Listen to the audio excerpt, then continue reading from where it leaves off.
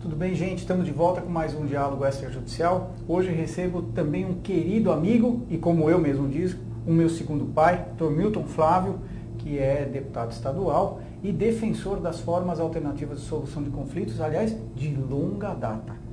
Dr. Milton, eu começo fazendo uma pergunta para o senhor. Como parlamentar, qual a importância das formas alternativas de solução de conflitos, uma vez, obviamente, normatizadas, para que o Estado ganhe com a agilidade e não com a morosidade, que é o que hoje muitas vezes se tem no judiciário? Olha, Cássio, a aprovação da lei que criou as formas alternativas da aplicação da justiça foi saudada na época por todos nós como algo importante, relevante e que aproximaria, na nossa opinião, a justiça do cidadão. Tão importante quanto você praticar a justiça é fazê-la ocorrer, né? Em muitas circunstâncias, a justiça é praticada no Brasil de maneira tão remota, de maneira tão tardia, que o beneficiário já morreu. E, portanto, né, ele acaba não tendo a oportunidade de usufruir do benefício que a justiça lhe concedeu. As formas alternativas antecipam essa possibilidade, facilitam a vida do cidadão, mas eu ainda continuo considerando que o dado mais importante, Cássio, né, é que o que nós precisamos nesse momento é a solução dos conflitos. Né? Não é arbitrar apenas a razão a quem a lei eventualmente deve favorecer, mas, sobretudo, a superação dos conflitos que na sociedade vem se ampliando e provocando cada vez mais violências pela incompreensão e muitas vezes até por não aceitação daquilo que a justiça decidiu. Então, eu acho, como parlamentar, que nós temos a obrigação, primeiro, de louvar, né, a iniciativa do, então, senador Marco Maciel. Né? Segundo, o CAESP, que em São Paulo se antecipou, né, e vem conosco, inclusive, ajudando a interpretar e a fomentar essas formas alternativas. E a população que vem se aprimorando, vem se aperfeiçoando e se assenhorando dessa oportunidade. O Dr. Milton participou aí de uma forma muito direta, até acho que uma experiência pessoal, quando houve um impasse entre a Unesp, que o senhor foi até um mediador. Não sei se o senhor se recorda, a Unesp e o IPESP, que tinha uma batalha judicial enorme, com situações inclusive já no Supremo, e o senhor acabou meio que mediando a situação, porque era o Estado brigando com o Estado mesmo. Que, aliás, sempre o senhor defendeu, né? Quer dizer, para que o Estado briga com ele mesmo, se existem as formas alternativas que podem pôr à mesa, ou na mesa, enfim, não sei qual é a forma correta, vocês me desculpem, mas pôr à frente um e outro e fazer uma composição, né, de interesses. Eu, Cássio, eu sempre busquei praticar mediação. Eu me lembro que ainda ao tempo em que eu era líder do governo Mário Covas, nós enfrentamos uma situação muito grave em São Paulo, até que o governador foi agredido à época, aquele episódio da Praça da República, quando ele tentou entrar na Secretaria de Educação. E quando a crise chegou no seu patamar mais alto, o líder do PT à época, o deputado Zico Prado, fez uma proposta na tribuna de que a Assembleia assumisse a mediação daquele conflito entre funcionários e Estado. E, para minha alegria e surpresa, líder do governo que era, sugeriu o meu nome.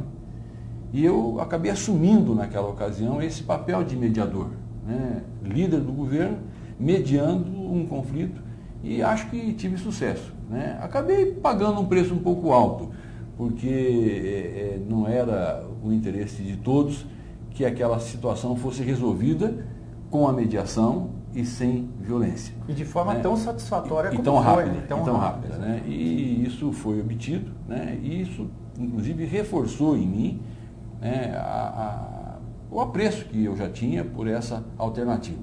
Você sabe que nós, inclusive juntos, fomos até a Secretaria de Educação do nosso governo propor a mediação nas escolas para evitar o bullying, para evitar, né, a destruição das nossas escolas, mas, sobretudo, o apaziguamento das comunidades que vivem em torno das escolas.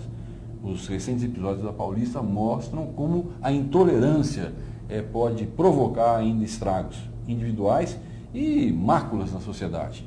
E nós ficamos, inclusive, felizes porque o secretário de Educação acolheu a ideia, né, e me lembro que, inclusive, que ele sugeriu até adotar essa medida usando professores que, por conta da não aprovação no concurso, não pudessem ou não poderiam, na época, estar na sala de aula.